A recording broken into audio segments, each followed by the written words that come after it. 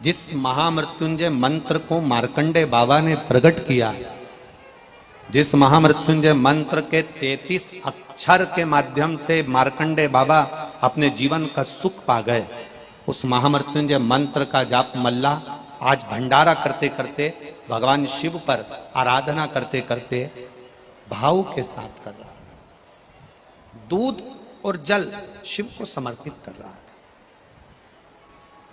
दूध और जल।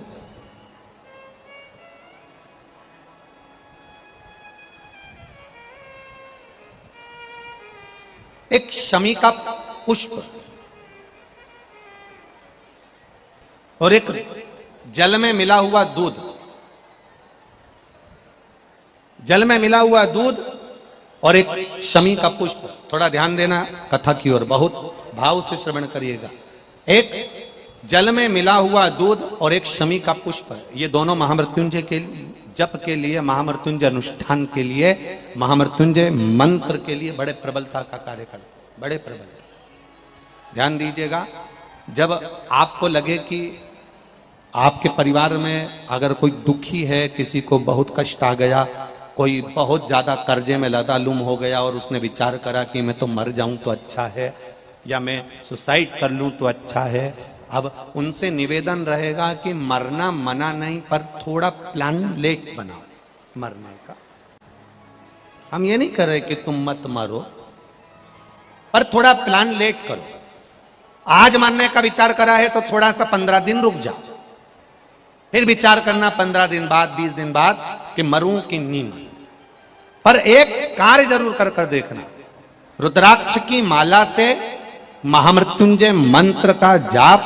शंकर जी के मंदिर के सम्मुख में नंदीश्वर के पास में बैठकर शिव के सम्मुख को देखते हुए, शंकर के शिवलिंग को देखते हुए, शमी के पुष्प को अपने सामने रखकर एक बार महामृत्युंजय मंत्र का 108 बार जाप कर कर शमी का पुष्प उस पात्र में से, कटोरी में से उठाकर जाप पूरा होने के बाद शंकर को समर्पित करो। और शंकर को समर्पित कर कर फिर विचार करना, 15 दिन, 20 दिन, 1 महीना रुकना कि तुम्हें बाबा ने जो तुमने मांगा वो तुम्हें दिया कि नहीं दिया। उसके बाद विचार करना कि जाऊं कि ना।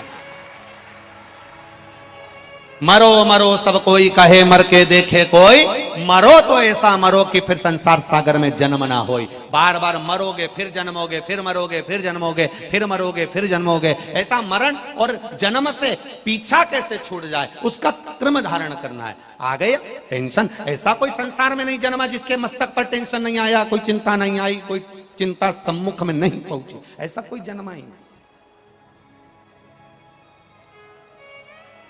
आ गया थोड़ी परेशानी, आ गया थोड़ा कष्ट, एक शमी का पुष्प सम्मुख रखकर महामृत्युंजय मंत्र का अनुष्ठान कर कर, और यदि आप नहीं कर सकते हो, आपको लग रहा है कि मेरे दुख की घड़ी चल रही है, समस्या की घड़ी चल रही है, बहुत रोग चल रहा है, बहुत बीमारी चल रही है, बहुत कष्ट चल रहा है, उस समय पर आप अगर नहीं कर सकते हो तो जो आपके प्रिय, आपके स्नेही, आपसे मिलने वाले जो ब्राह्मण देवता, जो भू देवता हो, उनके चरणों में जाकर नमन कर कर, प्रार्थना कर कर, उनसे विनय कर कर कह सकते हो, महाराज जी बहुत टेंशन का जीवन चल रहा है, बहुत कष्टमय जिंदगी चल रही है, आप कृपा करो मेरे लिए एक बार महामृत्युंजय का अनुष्ठान शमी का पुष्प रख कर दीजिए। बाबा ब्राह्मण देवता, मुझे विश्वास है कि मेरा भोलेनाथ मेरा हाथ पकड़ लेगा और मुझे इस भवसागर से पार उतार देगा। एक शमी के पुष्प में वो बल होता है, एक शमी के पुष्प में वो भाव होता है, एक शमी के पुष्प में वो आनंद होता है कि महामृत्युंजय के अनुष्ठान का, महामृत्युंजय मंत्र के बल का एक आनंद सुख हमें तुरंत प्रदान कर देगा, तुरंत देगा। जैसे बेलपत्री के मध्य भाग, थोड़ा ध्यान दीजिएगा, ये बेलपत्र है और इस बेलपत्र के 2 पत्ती और ये 3 पत्ती का जहां पर मिलन हुआ है,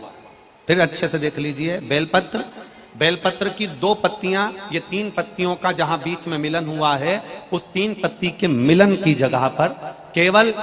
मिलन वाले स्थान पर चंदन लगाकर अगर हम 108 बार महामृत्युंजय मंत्र का स्मरण कर कर देवादिदेव महादेव को समर्पित करते हैं तो मनवांछित फल की कामना हमारी तुरंत पूर्ण हो जाती है। वो महामृत्युंजय मंत्र